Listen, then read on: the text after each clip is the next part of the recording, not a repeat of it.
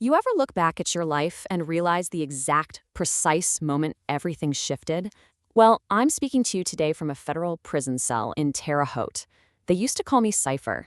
Settle in, because I'm going to walk you through this explainer on exactly how a bored 20-year-old built a massive dark web empire, engineered a basically flawless system, and then watched the whole thing burn right to the ground.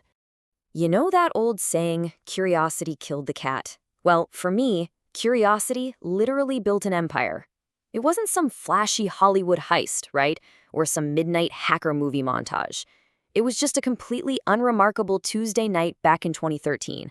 I was 20, living in my mom's basement in Columbus, Ohio, failing calculus, eating cold pizza, and endlessly scrolling through Reddit, like you do.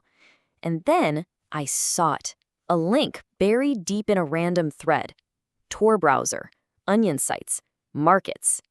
I downloaded Tor, I clicked that .onion link, and honestly, that one single click completely changed the trajectory of my entire life. And suddenly, there it was, right on my screen. The Silk Road. Now, most people just think of it as a shady darknet market for drugs. But no, it was this massive parallel economy. Sure, you had drugs and fake IDs, but there were also books on cryptography, privacy guides, stolen credit cards, weird art, the whole shebang. To the outside world, it looked like pure chaos. But to me, it looked like raw, unfiltered opportunity. At first, I was just a buyer. I bought a little weed, had a Canadian burner phone shipped over, but I started noticing something really critical.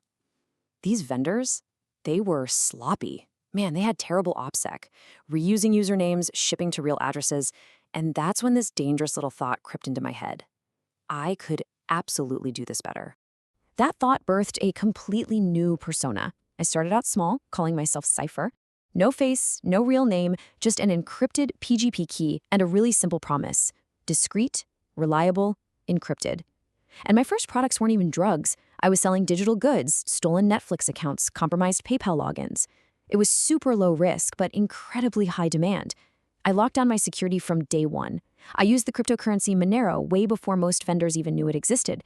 I completely avoided Bitcoin unless absolutely necessary, just to guarantee maximum privacy. Within 6 short months, it was crazy. I was pulling in more money than my dad made at the auto plant in an entire year.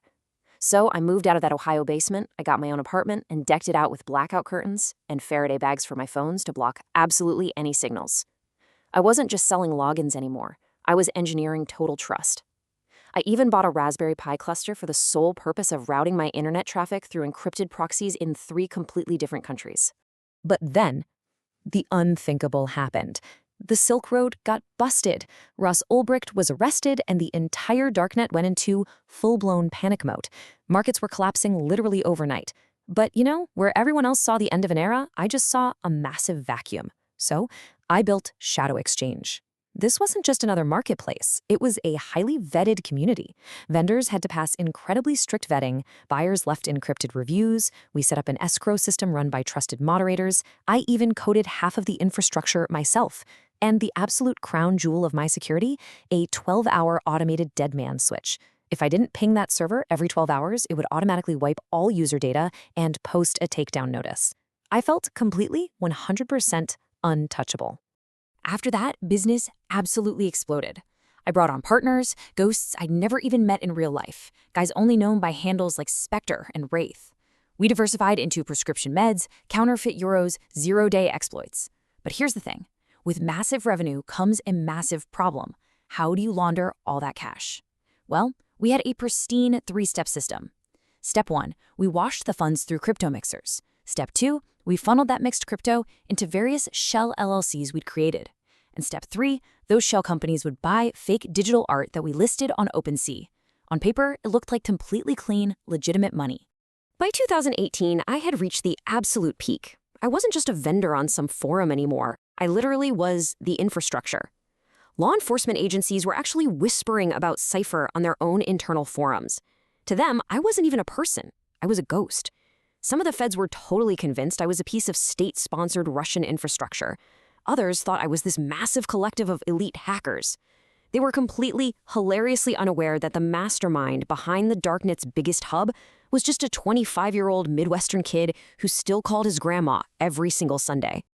But here's exactly where pride screws you. The early version of me? Tight OPSEC, stuck to digital goods, exclusively used pure Monero. But then I morphed into what I call greedy Cipher. I started brokering these massive deals between cartels and Eastern European hackers, taking a fat 10% cut on six-figure transactions. And I got sloppy. I actually kept a handwritten ledger. I know, stupid, right? Even worse, I needed a physical courier network, so I started recruiting naive college kids through fake internship ads online. I called the position Work-from-Home Logistics Coordinator. These poor kids literally thought they were just shipping vitamins. The crazy part is, the collapse was already in motion way before I even noticed. The DEA, the FBI, Europol, they called it Operation Black Veil. They had been watching Shadow Exchange for over a year. And it wasn't because I slipped up digitally. It was because of Wraith, my trusted partner. Turns out, Wraith was a federal informant. He had been feeding them chat logs and data since 2017. They didn't bust me right away, though. They waited patiently. They let me scale the market. They basically let me build the perfect, airtight case against myself. I knew the exact moment it was over, way before they even knocked on my door. My dead man switch hadn't triggered yet, but my backup server in Latvia just went permanently dark. No alerts, just a sickening, complete silence. They kicked my door in at 5 a.m. sharp, full SWAT raid, guns drawn, guys shouting, red lasers flashing everywhere. My cat, Mr. Whiskers, was hissing like hell in the corner. They tore the place apart and found $220,000 in cash taped directly under my floorboards, right along with 3 encrypted laptops. But you want to know the ultimate downfall? That handwritten, coded ledger I thought was so incredibly clever? Turns out, my handwriting perfectly matched a physical package label from 2015. One of those naive college couriers had actually kept it as a souvenir, and they just handed it over to the feds in exchange for immunity. 12. That's the number of years I took on the plea deal. Look, when they have your ledger, your cash, and your partner turning state's evidence, you don't fight, you fold. So, I cooperated fully. I gave them absolutely everything to lock in that 12-year number. I gave up Wraith, I gave up Spectre, I completely dismantled the entire courier ring, and I handed over the GPS coordinates for the Chicago dead drops. I traded my shadow empire for a steel cage. So now I'm here, and the harsh reality of this life is total, crushing isolation. My estranged sister took Mr. Whiskers. She sends letters sometimes, but she never visits. Honestly, she can't even look me in the eye anymore. Sometimes I sit here in my cell and wonder, if I had just stayed small, if I just stuck to selling Netflix logins and quit while I was ahead, would I be free right now? Yeah, probably. But once you see how the machine works, you just can't unsee it. The most dangerous truth I have to confess to you is that part of me still really misses the rush. I miss the feeling of being completely untouchable. But the truth is, they always reach you eventually. Cipher's era, that golden age where anonymity actually felt like impenetrable armor, it's over.